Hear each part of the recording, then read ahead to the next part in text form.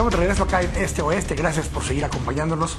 Estamos hablando hoy acerca de la deuda y en particular de la deuda flotante. Nos acompañan hoy acá Maynor Cabrera de ICEFI, el Instituto Centroamericano de Estudios Fiscales, y José Alejandro Arévalo, quien fue ministro de Finanzas y ahora es diputado al Congreso de la República.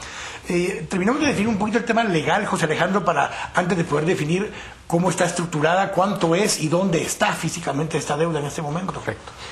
Me refería antes a la deuda flotante legítima, que es la que está en el presupuesto y que al cierre del ejercicio no se pagó, quedó pendiente de pago. Y eso queda registrado en una cuenta contable como ese contador que estabas hablando hace un momento. Se tiene que registrado en las cuentas nacionales. Así es, en las cuentas de la contabilidad del Estado, de la Nación, en la contabilidad del Ministerio de Finanzas, está registrada, están todas esas deudas.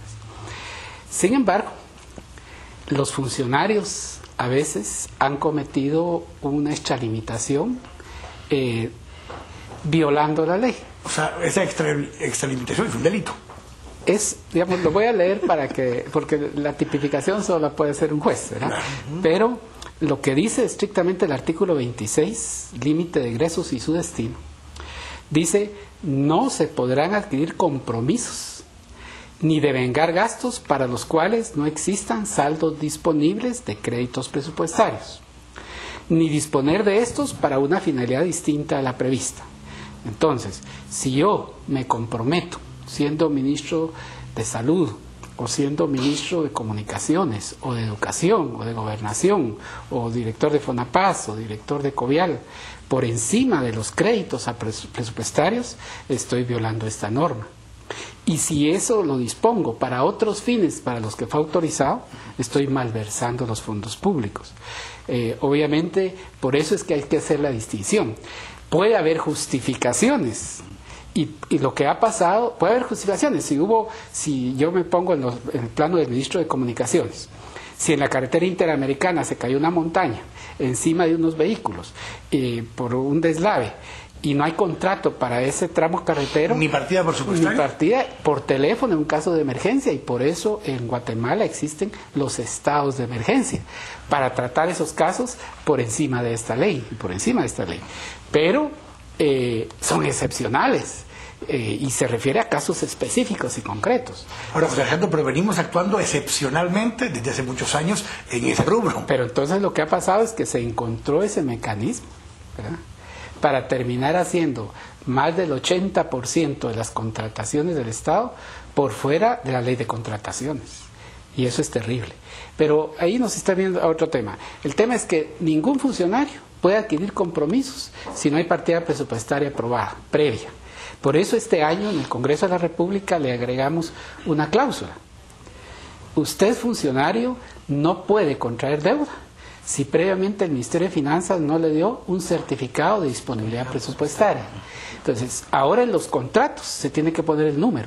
Por eso es que la deuda flotante del 2011 debería haber desaparecido, ¿verdad?, ese tipo de deuda, porque tenía primero que pedir permiso. Ahora, pero Maynor, si vamos a esta definición que nos decía José Alejandro, y debiera estar en las cuentas nacionales, ahí un rubro, en el sistema, uno va y busca casi la partida donde diga deuda flotante, porque hay que hacer auditorías y contratar estudios para averiguar cuánto es la deuda flotante. Pues por lo mismo que no pasa por los trámites y los registros del presupuesto. Pero entonces, ¿cuán responsable es el Estado de tener que pagarlos si no son legales? Pues bueno, ese es un gran debate, ¿verdad? Ese es un gran debate que hay. Por ejemplo, incluso algún exministro de Finanzas dijo, bueno, yo no voy a pagar un centavo de esa deuda. Algunos han dicho que esta podría ser alguna solución sobre algunas obras, inclusive ni siquiera ha existido un contrato. O sea, en realidad el Estado, pues como quien dice, puede hacerse loco y no pagarlo, no tiene un compromiso contractual para pagarlo. Pero también, ojo, ¿verdad?, quien se compromete a hacer la obra, pues saberá que se comprometió, ¿verdad? Incluso en algunos casos ni siquiera está la obra, pero sí está la demanda de exigir este pago. El problema es que se pervierte el proceso presupuestario normal. Entonces, al pervertirse el proceso presupuestario normal, se violan leyes, pero también se distorsiona todo el manejo financiero que tenga el gobierno. No se sabe en realidad, o sea, de hecho, ustedes han escuchado que ha salido un estudio que son 13,000 millones, o sea, son estimaciones. Se tomó una muestra de algunas obras y se calcula que podría ser eso, pero como una estimación tiene un rango de error, esa estimación tiene un rango de error altísimo, creo que de 4,000 a 13,000 millones de quetzales. Imagínense esa incertidumbre que se tiene. Ahora, tendríamos que poder tener estructurado cuánto de eso es la verdadera deuda flotante original, tal y como lo establece el artículo 37 de la Ley Orgánica del Presupuesto, y después, en todo caso, poder estimar las demás. La que no se necesita estimar es esta que estamos hablando, la que tiene compromisos o tiene estructuras de partidas presupuestarias, de obras que se autorizaron, de procesos que se ejecutaron, pero que no han sido pagadas, ya sea porque están en proceso de ejecución. Obviamente hay carreteras, por ejemplo, o puentes que traslapan un año fiscal a otro. Existe el contrato, existe la partida y simplemente el financiamiento pasa de un año a otro. Esos fondos, por ejemplo, no tienen por qué regresar al fondo común, que es la otra situación. Porque en teoría sí quedan en la dependencia, porque hay un contrato, hay una partida presupuestaria designada y tiene el certificado de la partida para poder pagarlo. Le quedan a esa institución los fondos. Sí. Miren, hablando de números, se han pasado más de un año investigando de cuánto el propio Estado, investigándose a sí mismo de cuánto debe. Ese es el colmo, ¿verdad? Y todavía tuvieron que tener el apoyo de un organismo multilateral, financiero internacional y unos auditores externos. Y todavía sí lo cuadra. Y que de todas maneras no saben cuánto es. Que ahora le dicen que la Contraloría lo revise. Bueno. Pero de lo que estamos hablando es significativo. Sí. Estamos hablando de que por lo menos son 5.400 millones de quetzales, millardos, 5.4 millardos, ¿verdad? Y esa es la que hay obra, según dice el gobierno actual, hay obra, bienes y servicios entregados al Estado. O en proceso de ejecución. Sí, pero ellos dicen que esa sí es verdadera, que hay que pagarla. Y luego que hay... Que el resto, si quieren, no la paguen, dijeron. Lo que están diciendo es que los otros 7.000... lo que está diciendo 7.600 millones, dice, esos son contratos. Que si el gobierno ya no los quiere hacer, si ya no quiere hacer carteras, pero que rescinda los contratos. Entonces, por eso es que suma 13.000. Yo creo que la verdad la vamos a conocer hasta la próxima semana, cuando se tome... Pero hace 4 años fue lo mismo. No, pero no fue tan exagerado. Fíjense que, ¿qué es lo que pasa? Como esa deuda no está conforme a la ley, ¿verdad? Entonces se tiene que ir al Congreso para que la reconozca. Y entonces en este gobierno nos llevaron al Congreso y nos pidieron 1.600 millones más de aprobación presupuestaria, ampliar el presupuesto, para pagar y acabar con la deuda flotante que se supone que les dejó el gobierno anterior. Con emisión de bonos. Con emisión de bonos. Pagándole con bonos a los proveedores. Sí, y ahora resulta que son 13.000, o por lo menos 5.400. Ahora, ¿en qué instituciones está? ¿En qué organismos del Estado está principalmente esa deuda? Bueno, principalmente en el Ministerio de Comunicaciones. Ahí se podría decir que se explica la mayoría, ¿verdad? El caso de Covial, el caso de Caminos, ahí prácticamente es donde está concentrada la mayor parte, por lo menos de lo que se conoce, porque no son números precisos y exactos, pero los grandes números, ¿verdad? Los grandes miles de millones están ahí.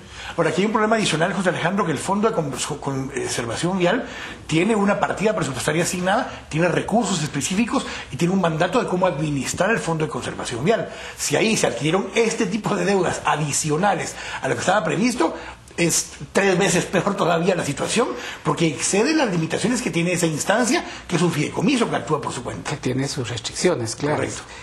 El tema acá es, va a tener que resolverse más, no solo desde el punto de vista financiero, sino desde el punto legal e incluso político. ¿Y por qué digo político? Muchas de esas obras realmente se hicieron. O sea, el Estado genuinamente a través de su representante, que era su ministro, el ministro de la dependencia, contrató eso. Entonces ahora, el contratista brindó el servicio. Y él va a demandar al Estado si el servicio lo proporcionó, si la carretera la hizo, si el puente lo construyó.